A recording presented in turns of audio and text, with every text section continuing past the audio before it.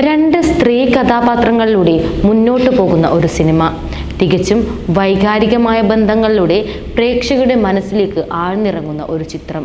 ഏത് കഥാപാത്രത്തിൻ്റെ ഒപ്പം നിൽക്കണമെന്ന് പ്രേക്ഷകന് മനസ്സിലാവാത്തൊരവസ്ഥ. ഉള്ളൊഴുക്ക്.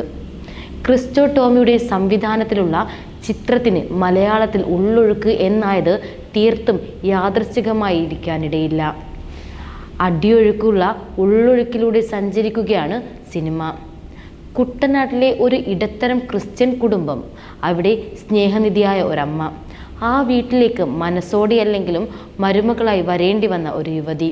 കല്യാണം കഴിഞ്ഞ് ആദ്യ നാളുകളിൽ തന്നെ രോഗബാധിതനായി കിടപ്പിലാകുന്ന ഭർത്താവിനെ അവൾ നിറഞ്ഞ മനസ്സോടെ പരിപാലിക്കുന്നു.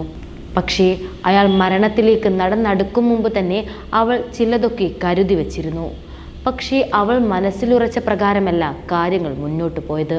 കാറും കോളും നിറഞ്ഞ ആകാശവും പെയ്ത്തുവെള്ളം നിറഞ്ഞ ഭൂമിയും പോലെ അലസമായിരുന്നു അവളുടെ മനസ്സും. ആദ്യമൊക്കെ മറച്ചു പിടിക്കാൻ ശ്രമിച്ചെങ്കിലും കര കവിഞ്ഞൊഴുകിയ പുഴ പോലെ ആ അസ്വസ്ഥതകൾ മറ്റുള്ളവരുടെ ഉള്ളിലേക്കും എത്തി. അത്രയൊന്നും നീളാൻ സാധ്യതയില്ലാത്ത മലയാളത്തിലെ മികച്ച നടിമാരുടെ പട്ടികയിൽ ആദ്യ 3-ൽ ഉറപ്പായും സ്ഥാനം പിടിക്കുന്ന ഉർവശി എന്ന അഭിനേത്രിയുടെ പകരം വയ്ക്കാനാവാത്ത പ്രകടനമാണ് ഉള്ളൊഴുക്കിലേത്. കുറച്ച് ലൗഡായ കഥാപാത്രങ്ങളിലൂടെ പ്രകടനങ്ങളിലൂടെയും സുപരിചിതയായ അവരുടെ നിശബ്ദതയിലൂന്നിയ കഥാപാത്രമാണ് ഈ സിനിമയിലേത്.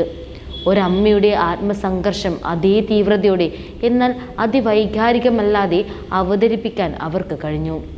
പുതുതലമുറയിലെ ഏറ്റവും മികച്ച നടിമാരിൽ ഒരാളായ പാർവതി ഉർവശിക്കൊപ്പം പിടിച്ചു.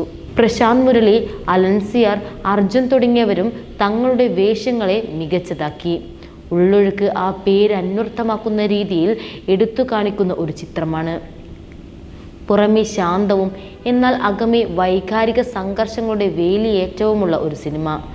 ആർക്കൊപ്പം നിൽക്കണമെന്ന് പ്രേക്ഷകനെ കൺഫ്യൂസ് ചെയ്യിപ്പിക്കുന്ന സിനിമ. സിനിമ കഴിഞ്ഞും ആർക്കൊപ്പം നിൽക്കണമെന്ന് പ്രേക്ഷകൻ ചിന്തിക്കുന്ന സിനിമ. Christo Tomy Satyajit Ray film and television ഇൻസ്റ്റിറ്റ്യൂട്ടിൽ വിദ്യാർത്ഥിയായിരിക്കെ തന്നെ പേരെടുത്തിരുന്നു.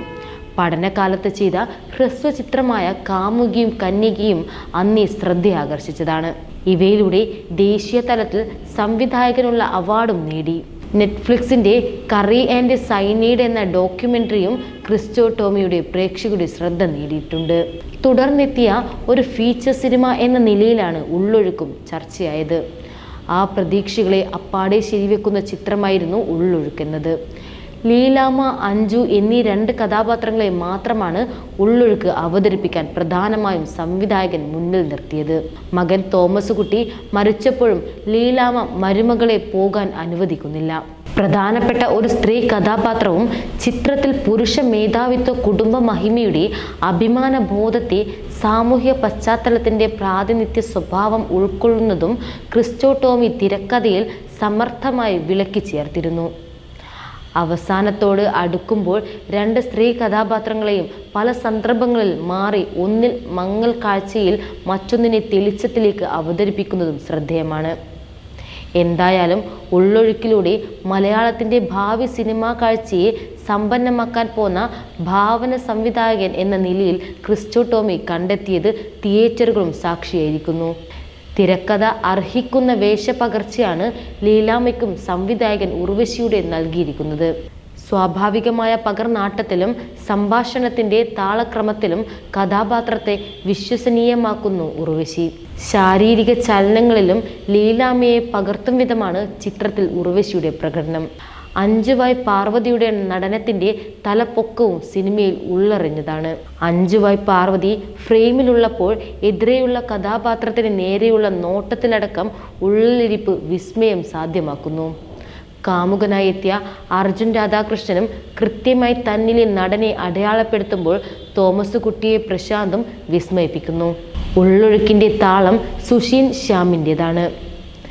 പ്രമേയത്തിനൊത്ത് ഉള്ളൊഴുക്കിൽ ഓരോ സന്ദർഭങ്ങളെയും സംഗീതത്താൽ അടയാളപ്പെടുത്താൻ സുഷിൻ ശ്യാമിന് കഴിഞ്ഞിരുന്നു.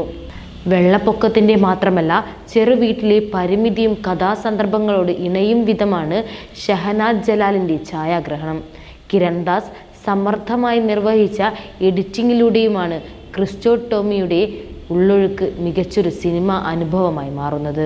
വർഷങ്ങളായി ആൺമേൽക്കോയ്മ നിലനിൽക്കുന്ന സിനിമ ഇൻഡസ്ട്രിയിൽ ഒരു നടന്റെ പേരിൽ സിനിമ വാണിജ്യ വസ്തുവാകുന്ന കാലഘട്ടത്തിൽ 2 സ്ത്രീകളെ വെച്ച് മാത്രം സിനിമ എടുക്കുകയും അത് ഇത്രത്തോളം പ്രേക്ഷകരിൽ ഇമ്പാക്റ്റ് ചെയ്യുകയും ചെയ്തത് തികച്ചും റിസ്ക്കായ ഒരു എലമെന്റ് തന്നെയാണ്.